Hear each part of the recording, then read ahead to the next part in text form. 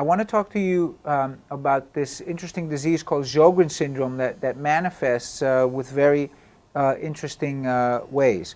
The case is a 42-year-old woman who comes to your office with a sand-like feeling in her eyes constantly.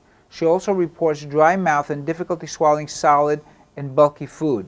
The examination discloses bilateral parotid enlargement, and the anti-nuclear test is positive, right? So look at this, a sand-like feeling in her eyes. She says she's got a dry mouth and difficulty swallowing. You kind of think that this is dysphagia, but it's not.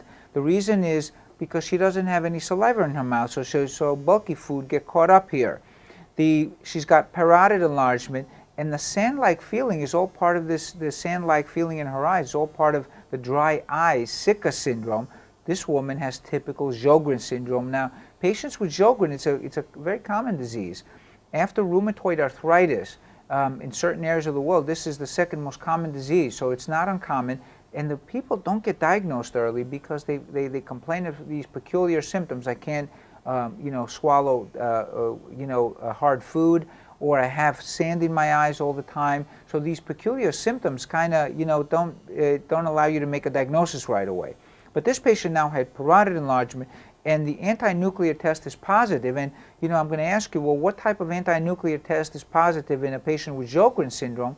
And the answer is the anti-Rho, SSA, and anti-La, SSB antibodies. One of those or both of those in this patient would be positive. So what is Sjorgen syndrome? It's an autoimmune exocrine gland disease with lymphocytic infiltration. The glands have lymphocytic infiltration, so they get, if you biopsy them, you find the lymphocytes, the parotid glands get big. So it's a disease that starts off with the exocrine glands, and this is why once these are involved, the patient develops xerostomia, dry mouth, dry eyes, right? The so-called Sika syndrome, parotid enlargement. If you biopsy the parotids, you find lymphocytic infiltration. They also, because of the dry mouth, develop dental caries, very common. Dentists see these patients a lot. My dentist has referred about 4 or 5 of these patients to us because he couldn't understand what they were complaining about. There is a primary Sjorgen's, which means they only have Sjorgen syndrome, versus a secondary. You may hear about this in some of the textbooks, where Sjorgen syndrome, they tell you this guy's got classic Sjorgen, and now he's got this malar rash, and they have kidney involvement. And this patient likely has a form of Sjorgen's called secondary Sjorgen's, where you have the Sjorgen's associated with some other autoimmune disease.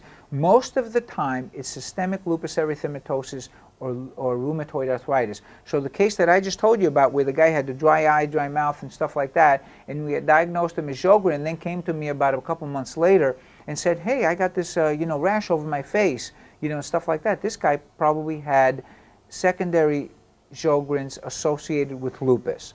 Now, the Sjorgen syndrome starts off as a disease confined to the exocrine glands. So you get exocrine dysfunction, Sika syndrome, and then as time goes by, they get more systemic manifestations, like the arthritis, like the myositis, renal involvement, maybe kidney involvement, and then in the end, after many years, some of these patients develop a lymphoproliferative disease like lymphoma. I want you to remember that. Very important. What cancer are patients with Sjorgen syndrome related to or associated with? The answer is lymphoma. So this disease kind of follows 3 stages. Early, which is confined mostly to the exocrine glands, then a later stage, which is more, like a systemic autoimmune disease, joints, kidney, and stuff like that. Then in the end, it may become a lymphoproliferative disease. How do we diagnose it? Well, there's a couple of things that point towards that. There's a couple of tests that you could do early to see if these guys really have xerostomia, they have dry eyes and so forth. And the tests to do, the 2 most common tests to do, are the ones for the eyes. The Schirmer's test, which measures tear production. So you put 2 pieces of paper under the lower eyelid, and you could measure tear production with the Schirmer's test. So when you compare the tear production in a Sjorgen patient to a normal patient, it's about 1/10 of what a normal person produces. Then you could do a rose-bengal stain of the eyes. You stain the eyes and you find small ulcerations there. Why? Because these patients have had dry eyes for a long time, so they kind of have small tears in there. These tests are not confirmatory though. You got to go a little bit one step further.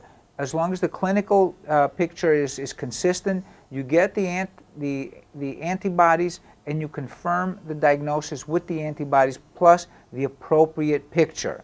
Some people will go one step further and do a salivary gland biopsy and find the lymphocytic infiltration, but this is not pathognomonic for Sjogren's disease either. There's a lot of other things that will present with lymphocytic infiltration of the salivary glands. So basically they do it to exclude other diseases that could look like Sjogren's syndrome. So if I had to say, how do we diagnose Sjogren's syndrome? Clinical picture plus the anti-nuclear antibodies, anti-Rho and anti-La, one or the other. Do the biopsy only if you're thinking about something else. Right now, there is no cure for Sjogren's syndrome. It's kind of like scleroderma, and we treat the symptoms, which are things like the dry eyes, dry mouth, and stuff like that, with artificial tears and so forth.